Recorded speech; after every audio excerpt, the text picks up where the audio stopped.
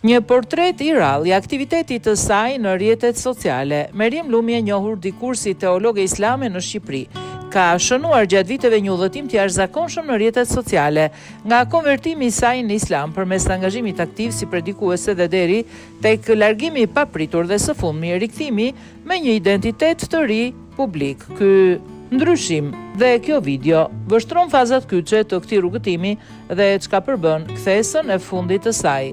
Nga konvertimi dhe fillimet në rrjetet sociale.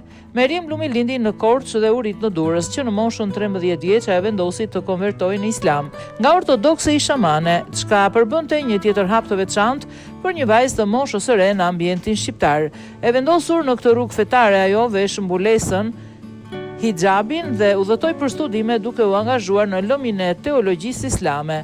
Në rrjetet sociale u shfaq si një prej grave të pakta teologe shqiptare që flet për edukimin moral dhe besimin përmes postimeve, bisedave dhe ligjëratave. Ajo ndërtonte një imazh aktiv dhe me shumë ndjekës. Aktiviteti publik, reagimet dhe debatet.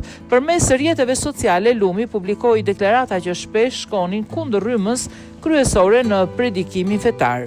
Një shembull, ajo u shpreh publikisht për rastin e një gruaje që la burrin sepse ishte më pak i bukur se shokët, gjë që shkaktoi reagime të shumta në rrjet.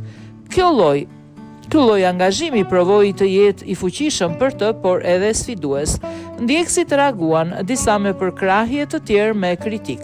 Vet Lumi më vonë njoftoi tërheqjen nga predikimi online dhe rrjetet sociale, duke thënë se ndihej si faraoni që thot unë jam Zoti juaj.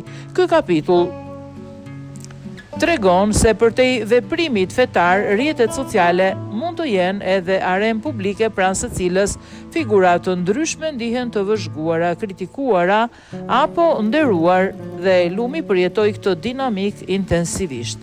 Tërheqja dhe heshtja, që mes vitit 2024, Lumi vendosi të tërhiqet nga rrjetet sociale dhe nga angazhimi publik si teologe.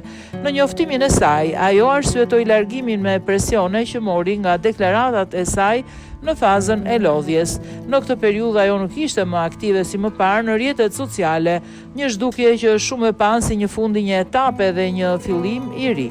Rikthimi pa hijab, emri i ri dhe reagimet. Në nëntor të vitit 2025 ndodhi edhe kthesa që mbushi faqet e lajmeve. Lumi u shfaq sërish, por në një identitet të ndryshuar, Maria ose Maria në disa media, dhe pa mbulesën e hijabit.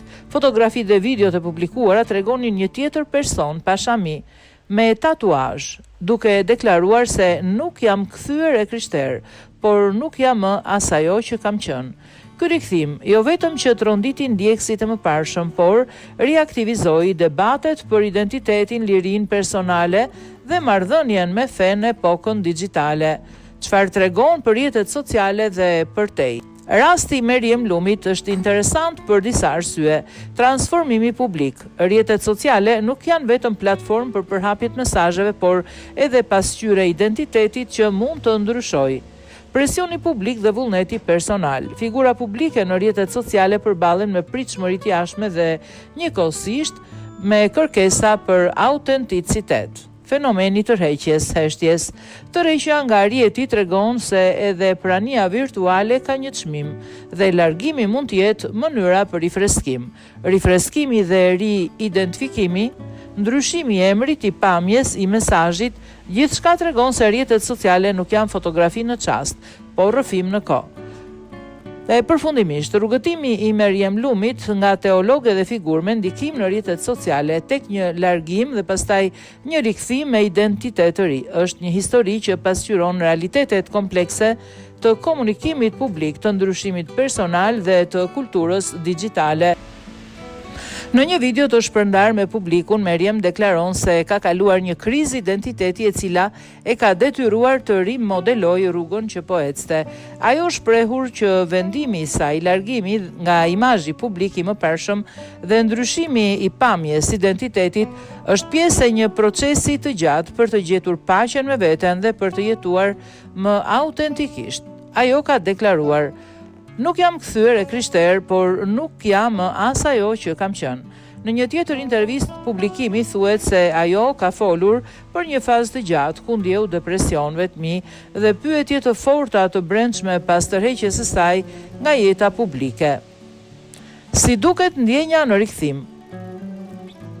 Ajo ndje lodhur nga imazhi publik që mbante deri më tani, nga pritshmëritë, nga kritikat, depresioni. Rikthimi nuk është vetëm një shfaqje për publikun, por më shumë një hap personal për rinjohje me veten. Ajo thotë se e bëri këtë për të jetuar më autentikisht. Është një ton i ri reflektues, jo vetëm këtu jam përsëri, por kjo jam unë, tani me ndryshime me atë që kam mësuar, edhe pse nuk e përdor fjalin jam zhgënjur gjithmonë në mënyrë eksplicite, ajo pranon se përjetoi një zhgënjim të madh në raport me imazhin që kishte krijuar dhe përgjegjësitë që mbante. Ky vendim është pjesë e një procesi të gjatë për gjetur paqen me veten dhe për të jetuar autentikisht, tha ajo. Në fakt, kisha pak kohë që mendoja largimin. Ndjeva sikur të isha më e keqe se faraoni. Unë jam zoti juaj lartë. Ajo përmendi se ka kaluar krizë identiteti dhe se transformimi nuk është vetëm publik, por thelbësor personal.